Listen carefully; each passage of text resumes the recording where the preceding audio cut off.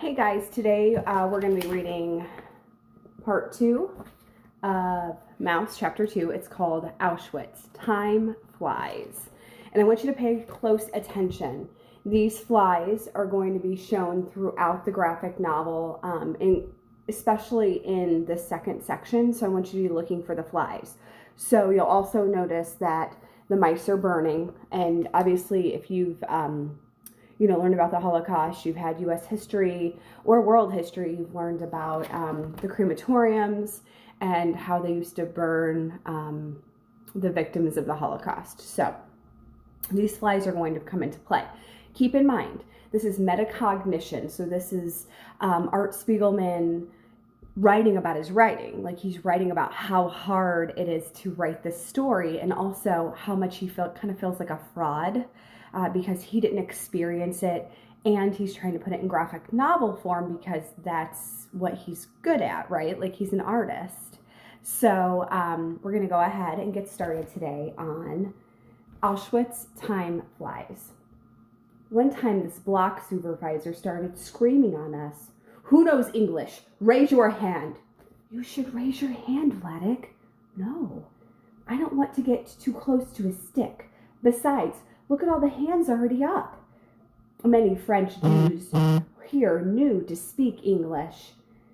He took them apart, but sent them soon back. "Who knows English and Polish?" Now it was very few hands, so I approached. "Wer ist der pianist in der table?" It was 8 or 9 of us. Each had to speak a few words. "Next." When I heard the others speak, I saw I had a chance. I spoke only English to him. Yes, I gave private lessons of English when I lived then in Czechoslovakia. He wanted to learn here English. For Polish, I had good English. "You managed to get the Bullets book here. You studied already to conjugate verbs?" "Huh?" And he kept me aside the rest. "Listen, there are too many prisoners here. The SS will line you up tomorrow. Be sure to stand on the far left." So that's the first way I feel like that Vladek is lucky, because he could speak Polish and English well. He kind of got in good with the Polish prisoner guard. You can see he's a pig in this. And he tells them, hold on, people are texting me and it's driving me insane. Good grief, people. Okay. And he tells him, shouldn't these people be teaching right now? That's what I'm saying. I'm joking. It's like 6 o'clock at night. Anyway, he tells Vladek, stand on the far left side. A bunch of people are going to be taken to the gas chambers tomorrow. So he saves Vladek's life because Vladek is teaching him English. In the morning, the SS chose who to take for the day to work. Weak ones they put on the side to take away forever. Before they came to me, they had took enough. And I kept close to me Manenbaum, and we went back safe inside. Remember, Manenbaum was like very well respected in his village, but he's starting to kind of fall apart, and his one shoe's too big, one shoe's too small, his pants are too big, they keep falling down, he lost his spoon. So, Vladek is really taking care of Manenbaum. The capo pushed those remaining to clean up in the block. "Wait, Spiegelman, you come with me." Everyone they called by number but me, he called my name. "Sit here, I'll be back soon." Here, I saw rolls, I saw eggs, I saw meat and coffee. All the table was full. You know what it is to see such things? It must be it's his breakfast. See how happy he was in here. I was afraid to look. I was so hungry I could grab all of it. "What are you waiting for? Sit down and eat." This food, it was for me. I ate, and I ate, and I ate as he watched. Then I taught him a couple of hours, and we spoke a little. "But why are you studying English?" "I speak German as well as Polish. That's why I'm a capo. Otherwise, I'd be nothing like you. Now the Allies are bombing the Reich. If they win this war, it will be worth something to know English." "Well, that's enough for today. Come with me." "Take off all your clothes. Choose things that fit." So I took myself clothes like tailored. I also got a pair of real shoes, not wood, but leather. Always I was handsome, but with everything fitted, I looked like a million. "So, are you all set?" Yes, sir, but I have one more favor to ask. Also, could I also take this extra pair of shoes, a belt, and a spoon for what? You Jew, you've only been here a few days and you're ready to do business? I have to account for every pair of shoes here. I don't want to make any trouble. You've been so kind to me. It was for my friend. I explained to him everything about Manenbaum. Well, I could lose the belt and spoon, but bring me your friend's shoes tomorrow or else. I'm telling you, I was amazingly well off. All right, so I ran to find Manenbaum. Vladek, you look like a general. Not quite, but I've been lucky, and I didn't forget you. Look, I got you your own spoon. A spoon? Thank you, Vladek, thank you. And here's a belt, not just string, a real belt. Oh my God. And one more thing, a pair of wooden shoes that will fit you. My God, it's a miracle, Vladek. God sent shoes through you. He was so happy he was crying, and I also cried with him. He was so happy with this. And the capo knew Manenbaum was my friend, so he left him also alone. How long I could, I kept him. But a few days later, the Germans chose him to take away to work. Nobody could help this, so it was finished with Manenbaum. I never saw him more again. So, you don't know what happened to Manenbaum? He got killed or he died. I know they finished him. What's really interesting about the Nazis is they never said the word like killed or murdered or, things like that. They never said died. They always said they were finishing. And it's really a play on words, right? Like, they don't have to take responsibility by saying that they're finishing people versus murdering them. And even Vladek here, he says they were finished, like he's used to that verbiage. So we're kind of going back and forth right now into present and past tense. Maybe on the walk to work, a guard grabbed his cap away. Go get your cap quick. So what could he do? He ran to pick it up, and the guard shot on him for escaping. The guard got a congratulations and a few days vacation for stopping the escape. But I don't know if that was how it was with Manenbaum, only that very often they did so. They wanted only to finish everyone out. It was so very hard and so very little food. Maybe they kicked and hit him in his head because he couldn't work fast enough. Or maybe he got sick, so they put him first in the hospital and then in the oven. You see how they did? And I had it still happy there. For me, it was not yet the end. Newcomers were afraid from me. I looked like a big shot, and the capo kept me close. They'll want 200 workers tomorrow. I've only got 180 still registered here. You better hide in your room today. For over 2 months, I stayed here safe, and I taught him English. That guy was his luck, man, I'm telling ya. Of the group when I arrived, only I remained. He is the only one that was still alive. Vladek, what was your profession before you were brought here? I worked in a lot of different businesses. Why? I've kept you here in the quarantine block as long as I can. You'll have to be assigned out to work crew. Skilled workers get better treatment. I can do anything once I'm shown how. In the ghetto, I worked in a wood shop. In Sosonic, I was a tinsmith. A tinsmith? I'll see what I can do. Always around Auschwitz, they were building. To the roofs, they needed good tinmen. I was not really a tinman, but I knew a little. In Sosonic, I was in the tin shop, registered to get a safe work passport, and I watched how they worked. Time flies. So we're back to present day.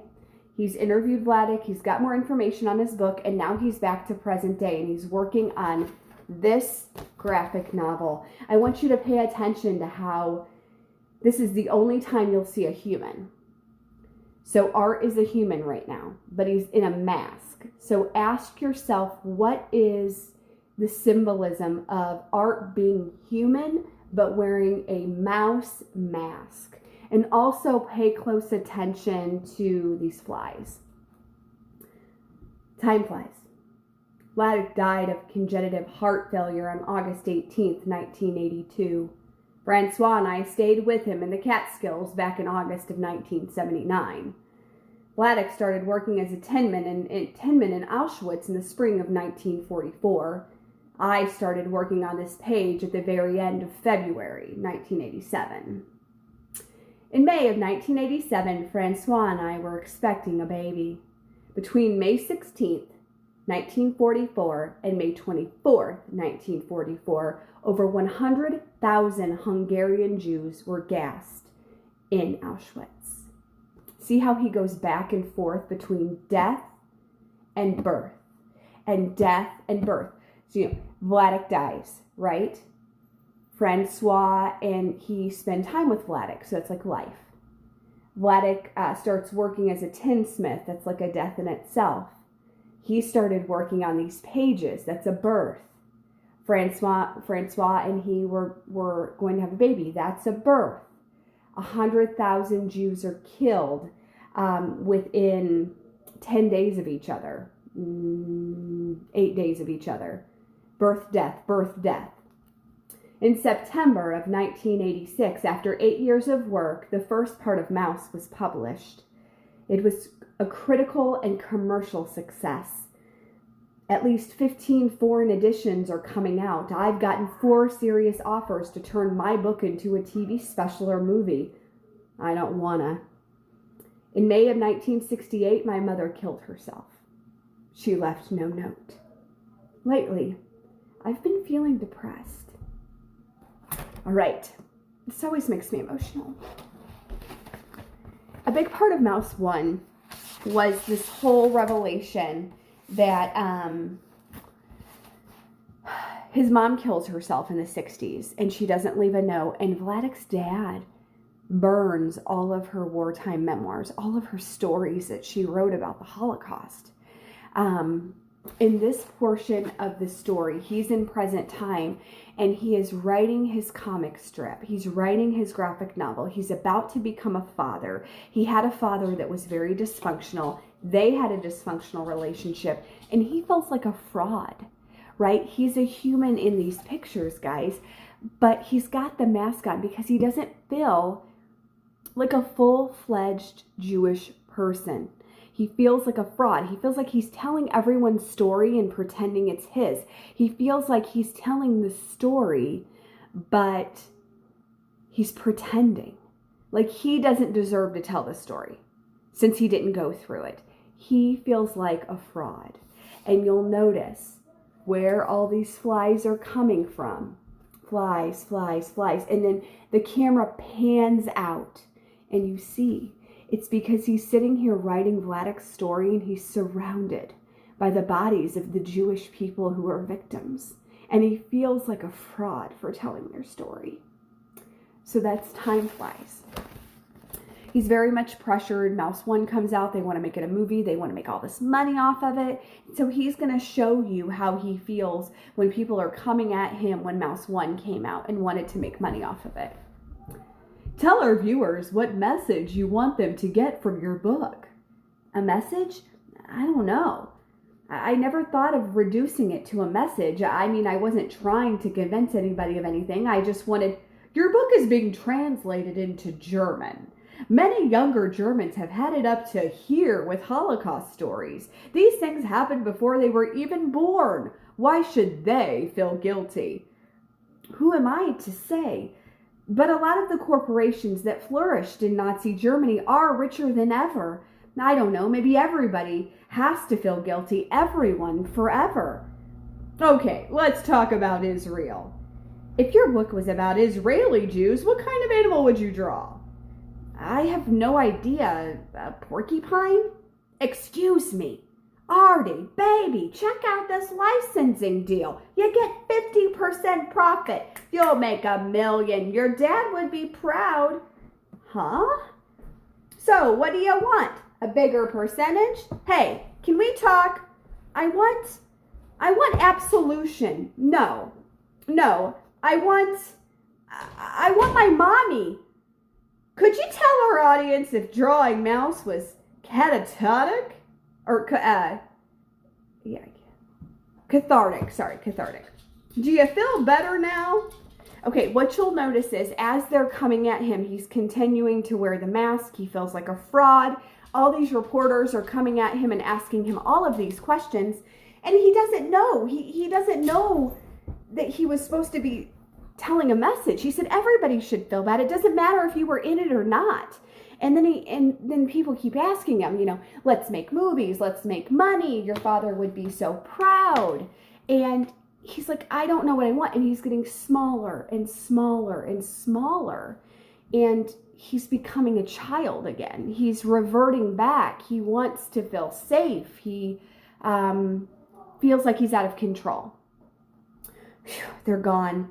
Sometimes I don't want to feel like, sometimes I just don't feel like a functioning adult. I can't believe I'm going to be a father in a couple of months. My father's ghost still hangs over me. Nadja Molly Spiegelman was born 5/13/87. It's 9:30 p.m. already. I've got to head uptown for my appointment with Pavel. Pavel is my shrink. He sees patients at night. So now we're in present day. We're dealing with arts issues as well.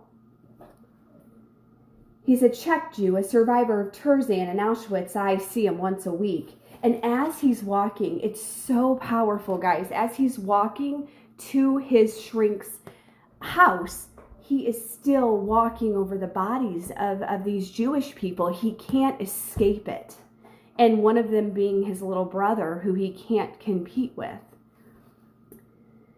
His place is overrun with stray dogs and cats. Hey, Art, come on in.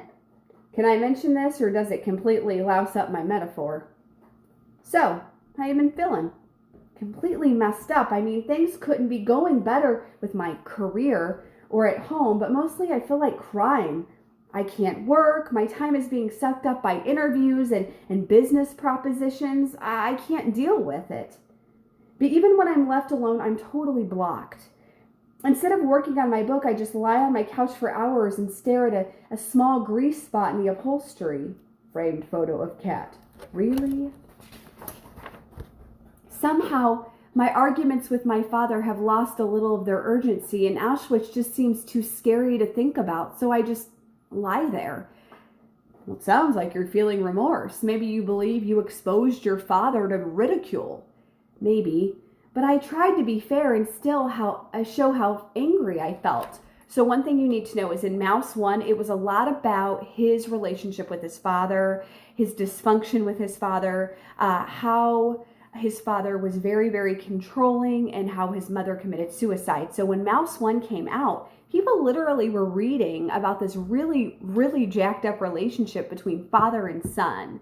So, now that we're reading Mouse 2 and we're actually reading what Vladek went through, Art's shrink says, well, maybe you feel bad for producing Mouse 1 and making people judge Vladek so harshly. Even so, every boy when he's little looks up to his father. Well, that sounds true, but it's hard for me to remember. Mainly, I remember arguing with him and being told that I couldn't do anything as well as he could. And now that you've become successful, you feel bad about proving your father wrong? No matter what I accomplish, it doesn't seem like much compared to surviving Auschwitz. But you weren't in Auschwitz. You were in Regu Park. Maybe your father needed to show that he was always right, that he could always survive, because he felt guilty about surviving. Maybe. And he took his guilt out on you, where it was safe, on the real survivor. Tell me, do you feel any guilt about surviving the camps? No, just sadness. So do you admire your father for surviving? Well, sure, I know that there was a lot of luck involved, but he was amazingly present-minded and resourceful. Then you think it's admirable to survive? Does that mean that it's not admirable not to survive? I think I see what you mean. It's as if life equals winning, so death equals losing. Yes, life always takes the side of life, and somehow the victims are to blame, but it wasn't the best people who survived. Nor did the best ones die. It was random. I'm not talking about your book now, but look at how many books have already been written about the Holocaust. What's the point? People haven't changed. Maybe they need a newer, bigger Holocaust. Anyway, the victims who died can never tell their side of the story, so maybe it's better not to have any stories.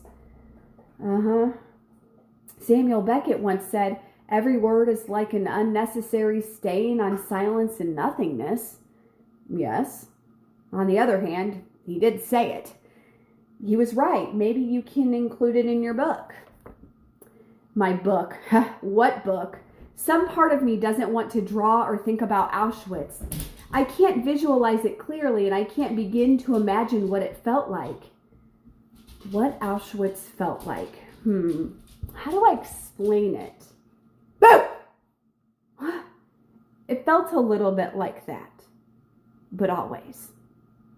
From the moment you got to the gate until the very end. So what part of your book are you trying to visualize? Well, my father worked in a tin shop near the camp. I have no idea what kind of tools and stuff to draw. There's no documentation. Let's see. There would be a cutter, like a giant paper cutter, and maybe an electric drill press or two. How do you know that? Oh, I worked in tools and die shops in Czechoslovakia when I was a kid. But it's getting late now, and I still have to walk the dogs. Okay, I'll see you in a week. Gee, I don't understand exactly why, but these sessions with Pavel somehow make me feel better. Maybe I could show the tin shop and not draw the drill press. I hate to draw machinery. Click, click, click. Then, when I came out from the hospital, right away she started again that I changed my will. Please, Pop, the tape's on. Let's continue. So he's back in his workroom, and he's listening to old tapes of his father that he interviewed. I was still so sick and tired, and to have peace only, I agreed to make it legal. She brought right to my bed a notary. Pop, let's get back to Auschwitz. $15 he charged to come. If she waited only 1 week, I was stronger. I'd go to the bank and take a notary for a quarter. Enough! Tell me about Auschwitz. You were talking about how the capo tried to get you work as a tinsmith? Oh, yeah, every day I worked there, right outside from the camp. The chief of the tinmen, it was a Russian Jew named Yield. Bah, you're no tinsmith. You can't even cut it right. But this is how I've always done it. I've only been a tinsmith for a few years. If you show me how you want it cut, I can learn quickly. Ha! You never did an honest day's work in your whole life, Spiegelman. I know all about you. I don't know where from he heard stories about me. You owned big factories and exploited your workers, you dirty capitalist. He was a communist, if you had. They send dreck like you here while they send real tinmen up the chimneys. Watch out or I've got my eye on you. I was afraid he could really do something to me. With the other boys there, I got along fine. Don't worry. You just have to know how to handle Yen. Bring him a few eggs and some butter or cheese. You'll see. He'll sing a different tune. Huh. Where do I get this food? Just keep your eyes open. You can organize things with the Poles here. Poles from nearby they hired to work also here. Not prisoners, but specialist building workers. Psst. I can get you a fine gold watch for a pound of sausage and 6 eggs. Agreed. They had nothing, only food from their farms. They were happy to make exchanges. The head guy from Auschwitz Laundry was a fine fellow, what knew well my family before the war. From him I got civilian clothing to smuggle out below my uniform. I was so thin the guards didn't see if I wore extra. Here, Vied, I got you a big piece of cheese for you. A gift? Very nice, Spiegelman. And what else do you have there? A loaf of bread? You're a rich man. Wait, I need that to pay off the guy who helped me organize the cheese. Huh. He was so greedy, Vied. He wanted to risk only for him everything. I, too, had to eat. Everybody was so hungry always. We didn't know even what we were doing. In the morning for breakfast, we got only a bitter drink made from roots. I woke before everyone to have time to the toilet and find still some tea left. One time, a day they gave us soup from the turnips. To stand near the first of the line was no good. You only got water. Mix it, mix it. Near the end was better. Solid things to the bottom floated. But too far to the end it was also no good, because many times it could be no soup anymore. And one time each day they gave to us a small bread, crunchy like glass. The flour they mixed with sawdust together. We got one little brick of this, what had to last the full day. Most gobbled it always right away, but always I saved half for later. And in the evening we got spoiled cheese or jam. If we were lucky, a couple of times a week we got a sausage big like 2 fingers. Only this we got. If we ate all they gave it to us, it was just enough to die more slowly. Each morning and evening they made an appeal. They counted the live ones and the dead ones to see it wasn't any missing. We stood sometimes the whole night while they counted again and again.